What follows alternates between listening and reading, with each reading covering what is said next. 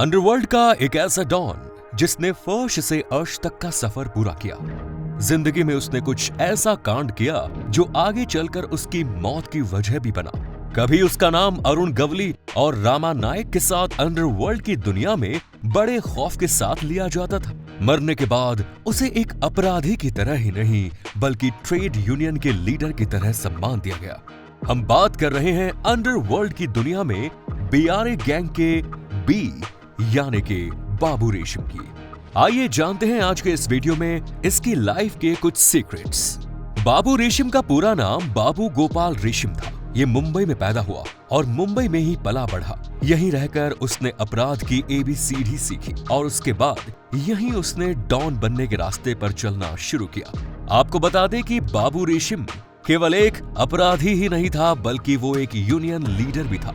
मजदूरों के बीच काफी पॉपुलर था। ये कहानी शुरू होती है मुंबई के उस दौर से जब मुंबई में मीलों का बोलबाला था। जनता के गलियारों से लेकर सरकार के लग्जरी कॉरिडोर तक मील मालिकों का बोलबाला हुआ करता था। उनकी ही तूती बोलती थी और उनके ही हिसाब से नियम कानून तय होते थे। जी हाँ, वहाँ बहुत सारी फैक्ट्रियां हुआ करती थी, कपड़े की और दूसरी चीजों की फैक्ट्रीज। उन फैक्ट्रियों में बड़ी संख्या में मजदूर काम किया करते थे। मील मालिक अपनी फैक्ट्री में काम करने वाले मजदूरों को उतना ही वेतन दिया करते थे जितने में वो अपनी फैमिली के साथ सरवाइव कर सकते। कुछ मील मालिकों ने अपने यहाँ काम करने वाले मजदूरों को घर भी दिए थे, लेकिन कम वेतन में काम करने वाले मजदूरों की अपनी आर्थिक समस्याएं थी जिसे वो जूझते हुए अपना जीवन यापन कर रहे थे। इन्हीं मजदूरों के बीच में उनकी सेवा और इलाज के इरादे से एक डॉक्टर साहब काम किया करते थे जिनका नाम था दत्ता सामंत। इन्होंने मजदूरों की समस्याएं देखी तो मजदूर को अपनी समस्याओं के समाधान और बेहतर वेतन और सुविधाओं के हक में आवाज उठाने के लिए इंस्पायर किया। इस पूरे इंसिडेंट को दत्ता सामंत फिनोफेना के नाम से भी जाना जाता है। मजदूरों ने दत्ता सामंत के नाम से ही अपनी यूनियन बनाई और उसी के बैनर अपने पहला स्ट्रगल शुरू किया। हालांकि उस दौर में भी मजदूरों की दूसरी यूनियनें भी थी, लेकिन इस तरह की संस्थाएं अक्सर सरकार की गोद में बैठकर मजदूरों के कान में झुनझुना बजाया करती थी। वो मजदूरों के अधिकारों के लिए लड़ने और आवाज उठाने के बजाय मजदूरों को इस हालत में रहने के लिए राजी कर लेती थी।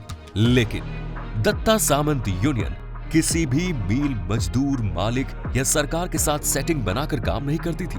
वो सीधे सीधे मजदूरों के हित की आवाज को बुलंद कर रही थी। इसका नतीजा ये हुआ कि 1980 के बाद के वर्षों में मुंबई की फैक्ट्री में रिवॉल्यूशन शुरू हुआ। मजदूरों ने अपने हक में आवाज उठाना शुरू किया तो फैक्ट्रियों में हड़तालें शुरू हो गई और इस हड़ताल का नतीजा ये हुआ कि मील मालिकों ने मजदूरों की मांग मानने की बजाय फैक्ट्रीज को बंद करने और मजदूरों को परेशान करने का रास्ता अपनाया। जब एक एक करके कई फैक्ट्रियां बंद हुई तो लाखों की संख्या में मजदूर बेरोजगार हो गए और इस बेरोजगारी का नतीजा ये हुआ कि उस दौर में इन्हीं बेरोजगार मजदूरों में से कुछ ने अपराध का रास्ता अपना लिया। अरुण गवली भी पहले फैक्ट्री वर्कर थे, लेकिन आगे चलकर उसने भी अपराध का रास्ता अपना लिया। बाबू रेशम भी अपनी नौकरी छिन जाने के बाद ही अपराध के रास्ते में आया। आपको बता दें कि मुंबई के मझगांव डॉक पर वो अपना काम करता था। मझगांव डॉक में इंडियन नेवी के काफी सीक्रेट और इम्पोर्टेंट काम हुआ करते थे। मझगांव डॉक में भी यहाँ काम करने वालों की अपनी एक यूनियन थी जिसे मझगांव डॉक एम्प्लॉयज यूनियन के नाम से जाना जाता था और बाबू रेशम इसी यूनियन से जुड़ा हुआ था। मझगांव डॉक में नेवी के जहाज बनते थे, पनडुब्बियां बनती थी और भी देश की सुरक्षा से जुड़े उपकरण यहाँ बनते थे। इंडियन नेवी और समुद्री सुरक्षा की दृष्टि से ये एक वाइटल इंस्टॉलेशन था। यहाँ पर अगर हड़ताल हो जाए तो डेफिनेटली देश की सुरक्षा के साथ खिलवाड़ हो सकता है। ऐसी सिचुएशन में मझगांव डॉक एम्प्लॉयज यूनियन की इंपॉर्टेंस और भी ज्यादा बढ़ जाती है। बाबू रेशम इसी मझगांव डॉक की कैंटीन में काम करता था। बाबू रेशम मझगांव डॉक की एम्प्लॉयज यूनियन के लीडर्स के संपर्क में आया। इसके बाद उसका उठना बैठना उनके साथ होने लगा। वो मझगांव डॉक में काम करने वाले वर्कर्स की सिचुएशन को भी अच्छी तरह से समझता था और उनकी आर्थिक स्थिति की बारीकी से जानकारी रखता था। बाबू रेशम ने मझगांव डॉक की कैंटीन में लगभग 15 साल काम किया। दोस्तों, बाबू रेशम की ये कहानी आगे भी जारी रहेगी, लेकिन हमारे जिन साथियों ने अभी तक चैनल को सब्सक्राइब नहीं किया है, वो सब्सक्रिप्शन का बटन दबाकर नोटिफिकेशन बेल जरूर ऑन कर ले, ताकि हमारे आने वाले वीडियोस बिना किसी रुकावट के वो देख सके। एक बार बाबू रेशम ने मझगांव डॉक कर्मियों के पक्ष में आवाज उठाई और उसका मैनेजमेंट के साथ पंगा हो गया। ये पंगा केवल बातचीत तक ही नहीं सीमित रहा, बल्कि अच्छी खासी मारपीट भी हो गई और इस मारपीट के दौरान हथियारों का भी इस्तेमाल हुआ। इसका नतीजा ये हुआ कि फाइनली बाबू रेशम को अपनी नौकरी से हाथ धोना पड़ा। साल 1983 में नौकरी जाने के बाद बाबू रेशम का दबदबा मझगांव डॉक के अलावा मुंबई के अग्निपाड़ा इलाके में भी था। इस इलाके में रामा नायक और अरुण गवली भी सक्रिय थे। आपको बता दें कि ये दोनों भी फैक्ट्री वर्कर के रिलेटिव या फिर उनके बेटे ही थे। ये दोनों ही बेरोजगार थे और इन्होंने छोटे मोटे अपराध करना शुरू किया। अपना छोटा मोटा गैंग बनाकर ये अपराध करते थे। आगे चलकर ये तीनों एक साथ मिल गए और जब इन तीनों की ताकत एक होकर बढ़ गई, तब जाकर ये तीनों एक जॉइंट गैंग के तौर पर जाने लगे, जिसे बीआरए गैंग के रूप में पहचान मिली। बीआरए गैंग में बाबू रेशम, राम नायक और अरुण गवली तीनों की गैंग शामिल थी। ये तीनों गैंग छोटे मोटे अपराध करते थे, जिसके चलते बाबू रेशम के खिलाफ भी कुछ अपराध दर्ज हो गए। आपको बता दें कि बाबू रेशम का ज्यादातर समय मझगांव डॉक में ही बीता करता था। अब तक दत्ता सावंत की यूनियन मजबूत स्थिति में आ चुकी थी। उसके साथ ही शिवसेना ने भी अपनी एंट्री मारी थी। शिवसेना के लोग अक्सर दत्ता सावंत के यूनियन लीडर्स और वर्कर्स के साथ मारपीट करते थे। इस दौरान कांग्रेस के यूनियन लीडर रामेस्ते एक भाव से थे। इनकी अपनी एक यूनियन थी जिसे डीएलयू के नाम से जाना जाता था। मजदूरों की नेतागिरी के खेल में आप कुल मिलाकर 3 यूनियनें आपस में वर्चस्व के लिए उलझी थी। दत्ता सामंत की यूनियन, शिवसेना और डीएलयू चाहती थी कि किसी तरीके से उसे बाबू रेशम का साथ मिल जाए, ताकि वो उसके सहारे उसके दोनों कॉम्पिटिटर यूनियनों को काउंटर कर सके। एक बार कुछ ऐसा मौका आया भी कि शिवसेना और दत्ता सामंत की यूनियन ने डीएलयू पर कब्जा करने की कोशिश की। इस समय कांग्रेस के लीडर्स को केवल एक ही नाम समझ में आया और वो था बाबू रेशम, जो एक केस के सिलसिले में जेल में था। कांग्रेस के नेताओं ने अपने रसूख का इस्तेमाल करके उसे जेल से छुड़वाया और उसे अपनी डीएलयू यूनियन का लीडर घोषित कर दिया। उसके साथ कुछ लड़के भी दे दिए। बाबू रेशम ने भी अपना काम दिखाया। उसने शिवसेना और दत्ता सामंत दोनों के लोगों के साथ जबरदस्त मारपीट की और इतनी दहशत भर दी कि शिवसेना और दत्ता सामंत के लीडर्स अब डरने लगे। लड़ाई झगड़े के इस दौर में बाबू रेशम ने दत्ता सामंत के कजिन पर हमला किया। दत्ता सामंत के कजिन अजित सामंत को पुलिस की सिक्योरिटी मिली हुई थी। उसके साथ हमेशा एक राइफल वाला गार्ड रहता था, लेकिन फिर भी बाबू रेशम ने उस पर हमला कर दिया। गार्ड को गोली चलाने का मौका ही नहीं मिला। बाबू रेशम कुछ इस तरीके के अब काम करने लगा। आपको बता दें कि वो वरदराजन मुदलियार से काफी प्रभावित था। बाबू रेशम अपने आप को उसी की तरह बनाना चाहता था। वो अपराध और राजनीति दोनों में बराबर का दखल रखता था। आपको बता दें कि धारावी में वरदराजन ने एक बहुत बड़ी सभा भी कराई, जिसमें उसने इंदिरा गांधी को भी बुलाया। उसमें उसने राजीव गांधी को भी बुलवाया था। धारावी बस्ती के डेवलपमेंट के लिए 100 करोड़ रुपयों का आवंटन की घोषणा ऐसे ही एक सभा में हुई। धारावी में वरदराजन मुदलियार की कुछ ऐसी पकड़ बनी हुई थी कि उसकी मर्जी के बिना कोई भी नेता नॉमिनेशन फाइल तक नहीं कर सकता था। डॉक्टर सुब्रमण्यम कांग्रेस के बड़े लीडर हुआ करते थे। एक बार उन्होंने और उनके एक साथी ने बिना वरदराजन की अनुमति के नॉमिनेशन फाइल कर दिया। इसके बाद वरदराजन ने उनको 3 दिन तक उनके ही घर में बंद करके रखा। इसके साथ ही उसने शर्त रख दी कि आप अपने नॉमिनेशन वापस लो या फिर मेरी परमिशन लो, इसके बाद ही सिचुएशन नॉर्मल होगी। बाबू रेशम भी इसी रास्ते पर चलना चाहता था।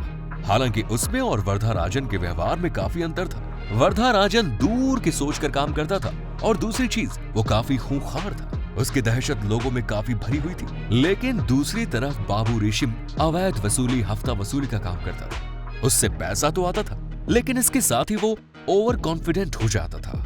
उसके भीतर दूर की बात सोचकर काम करने की क्षमता नहीं थी और यही वजह थी कि उसकी जिंदगी में वो दिन बड़ी जल्दी ही आ गया जब उसके ही सिखाए हुए लड़कों ने उसके खिलाफ मौत का जाल बुन दिया। चलिए जानते हैं कि आखिर कैसे हुई बाबू रेशम की हत्या। बेसिकली 1987 तक बाबू रेशम जुर्म की दुनिया में एक बड़ा नाम बन चुका था। 4 मार्च 1987 को मुंबई पुलिस के स्ट्रक्चर में एक हादसा चेंज हुआ। उस समय मुंबई पुलिस में एडिशनल कमिश्नर ऑफ क्राइम की एक पोस्ट बनाई गई और इस पोस्ट को आज जॉइंट कमिश्नर ऑफ पुलिस के नाम से जाना जाता है। उस समय इस पोस्ट पर अरविंद ईमानदार को अपॉइंट किया गया। अरविंद ईमानदार अपने समय के एक बेहद ही सख्त, तेज तर्रार और ईमानदार ऑफिसर माने जाते थे। 4 मार्च को उन्होंने अपना चार्ज टेक ओवर किया और इस समय प्रेस कॉन्फ्रेंस के दौरान उन्होंने ये घोषणा कर दी कि उनकी प्राथमिकता मुंबई में ऑर्गेनाइज्ड क्राइम पर लगाम लगाने की रहेगी। अरविंद ईमानदार की प्रेस कॉन्फ्रेंस के बेसिस पर मीडिया में खबर गई कि अब अपराध पर नकेल कसी जाएगी। अंडरवर्ल्ड के डॉन पर अरविंद ईमानदार कड़ी कार्रवाई करेंगे। लेकिन मिस्टर ईमानदार की इन तमाम कोशिशों को उस समय झटका लग गया जब उसी दिन रात में 3:30 बजे पुलिस लॉकअप में वो घटना घटी जो मुंबई पुलिस के इतिहास में पहले कभी नहीं हुई। पुलिस ने एक केस के सिलसिले में बाबू रेशम को अग्निपाड़ा के पुलिस लॉकअप में बंद कर दिया। अग्निपाड़ा का ये police lockup Jacob circle area में पड़ता है, जिसे 7 रास्ते के नाम से जाना जाता है। मुंबई अंडरवर्ल्ड की दुनिया में ज्यादातर क्राइम इसी 7 रास्ता एरिया में हुए।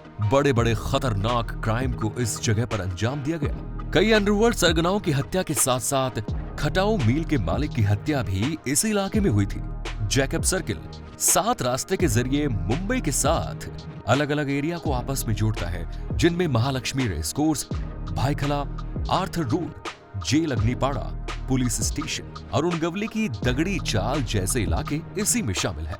इनमें से ही एक रास्ता शिरीन सिनेमा के सामने से होकर गुजरता है। इसी सिनेमा के सामने एक एसीपी का ऑफिस भी मौजूद था। इसी ऑफिस के पिछले हिस्से में एक लॉकअप मौजूद था, जिसमें लगभग 10 से 15 लोगों को रखने की पर्याप्त जगह थी। आपको बता दें कि इस एरिया में आसपास लगभग 4 से 5 पुलिस स्टेशन मौजूद है। हर पुलिस स्टेशन में लॉकअप की सुविधा नहीं रहती। छोटे मोटे अपराध करने वाले 1 या 2 आरोपियों को रखने के लिए तो पुलिस स्टेशन में जगह मौजूद रहती है, लेकिन जब पुलिस किसी क्रिमिनल की डिमांड लेती है और उसे पकड़ कर रखना होता था तो वो इसी एसीपी के ऑफिस में रखती थी। कोर्ट से उस समय लगभग 15 दिनों की डिमांड मिला करती थी, जिसमें से पूछताछ के लिए पुलिस 1 या 2 दिन के लिए अपने साथ मुजरिम को लेकर जाती थी। रिमांड की बाकी समय में आरोपी को इसी लॉकअप में रखा जाता था। इसी समय इंटरनेशनल क्रिमिनल चार्ल्स शोभराज को गोवा से अरेस्ट करने वाले मधुरकर जेंडे इस लॉकअप के इंचार्ज थे और बाबू रेशम को इसी लॉकअप में रखा गया था।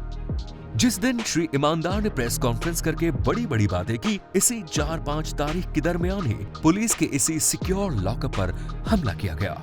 आपको बता दें कि बाबू रेशम को जान से मारने के इरादे से किए गए इस हमले की साजिश काफी पहले ही रच गई थी। जानकारी के मुताबिक उन्हीं दिनों के दौरान एक दिन बाबू रेशम ने अपने इलाके में ही शराब के नशे में एक लड़की का हाथ पकड़कर उसको अपने रूम में ले जाने की कोशिश की। वो लड़की उसी इलाके के क्रिमिनल विजय उटेकर की रिश्ते की बहन लगती थी।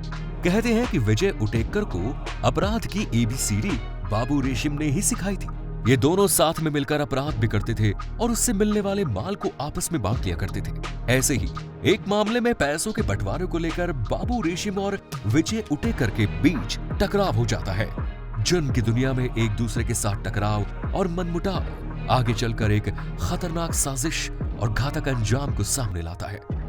अंडरवर्ल्ड की दुनिया में मर्डर जैसा अपराध को अंजाम देने वाले क्रिमिनल हत्या के असली कारण को छुपा जाते हैं और किसी मजबूरी या जेन्युइन से दिखने वाली रीजन को सामने रखते हैं ताकि उनको अदालत की कार्रवाई के दौरान क्रिमिनल कुछ राहत मिल सके। इस तरह की हत्याओं में कोर्ट की प्रोसीडिंग के दौरान मुजरिम से यह पूछा जाता है कि तुमने यह हत्या क्यों की। ऐसे में अक्सर यही कारण सामने रखा जाता था कि इस व्यक्ति ने मेरी माँ को छेड़ा, ये मेरी बहन के साथ बदतमीजी कर रहा था या मेरी बीवी को परेशान कर रहा था, मेरी बेटी के साथ बुरा करने की कोशिश की, इसीलिए मैंने इसकी इज्जत बचाने के लिए ये काम किया। इससे अदालत की थोड़ी बहुत सिंपैथी उन क्रिमिनल्स को मिल जाती थी। बाबू रेशम के साथ हुए इस इंसिडेंट के पीछे भी अंडरवर्ल्ड की दुनिया के बड़े बड़े खिलाड़ी शामिल थे, जिनमें ढोलकिया ब्रदर का नाम सबसे पहले आता है। कहते हैं कि विजय उटेकर और उसके साथियों को हथियार के साथ साथ इस काम के लिए खर्च भी दिया गया था और ये सारा अरेंजमेंट ढोलकिया ब्रदर्स ने किया था। 4 से 5 तारीख की रात लगभग 3 बजे 8 लोग 2 ऑटो में सवार होकर शिरीन सिनेमा के सामने मौजूद इसी ACP ऑफिस के लॉकअप की तरफ बढ़ रहे थे। लॉकअप के सामने 303 की बंदूक के लिए 2 सिपाही मौजूद खड़े थे। विजय उटेकर ने इनको काउंटर करने के लिए कहा। लॉकअप के बाहर एक सूतली बम के जरिए धमाका किया गया। 4 लोगों ने लोगों के पीछे से अंदर एंट्री मारनी। 4 लोगों ने पीछे से अंदर एंट्री मारी, जबकि 4 लोग बाकायदा लॉकअप के मेन गेट से होते हुए अंदर गए और बाबू रेशम को घेरने में कामयाब हुए। बाबू रेशम ने जैसे ही विजय उटेकर को देखा तो उसने मराठी में कहा, ऐसा मत करो। लेकिन विजय उटेकर ने बाबू रेशम की एक नहीं सुनी और उसने 4 से 5 गोलियां बाबू रेशम के शरीर पर दाग दी। बाबू रेशम की वहीं पर मौत हो गई। लेकिन विजय का गुस्सा अभी शांत नहीं हुआ। उसने लॉकअप को तोड़ने की कोशिश की और फिर वहां मौजूद सिपाही से चाबी ली। लॉकअप को खोलकर और आयरन की रोड से बाबू रेशम के सिर पर हमला करना शुरू कर दिया। बाबू रेशम तो पहले ही मर चुका था, लेकिन इसके बावजूद भी विजय उटेकर ने उसका चेहरा बिगाड़ दिया। ऐसा उसने अपने गुस्से के कारण किया या फिर अंडरवर्ल्ड की दुनिया में अपनी दहशत फैलाने के लिए? ये सवाल तो अभी बना हुआ है, लेकिन बाबू रेशम अब इस दुनिया में नहीं रहा। लगभग 15 से 20 मिनट में ही हत्यारों ने बाबू रेशम का काम तमाम कर दिया और वहां से चले गए। इसके बाद जैसे ही ये खबर आसपास में फैली, पहली हड़कंप मच गया। खासतौर से बाबू रेशम की यूनियन से जुड़े लोगों और मजदूरों में गुस्सा भर गया। लोग इकट्ठा होने लगे, बाजार बंद होने लगे और हजारों लोग बाबू रेशम की अंतिम यात्रा में शामिल हुए। तो दोस्तों, ये थी बाबू रेशम की कहानी। उम्मीद करते हैं वीडियो पसंद आया होगा। वीडियो को लाइक करें, शेयर करें और इस वीडियो में आप क्या सोचते हैं, बाबू रेशम की ये कहानी आपको कैसे लगी, कमेंट्स में जरूर बताएं। मिलते हैं नेक्स्ट वीडियो में। जय हिंद।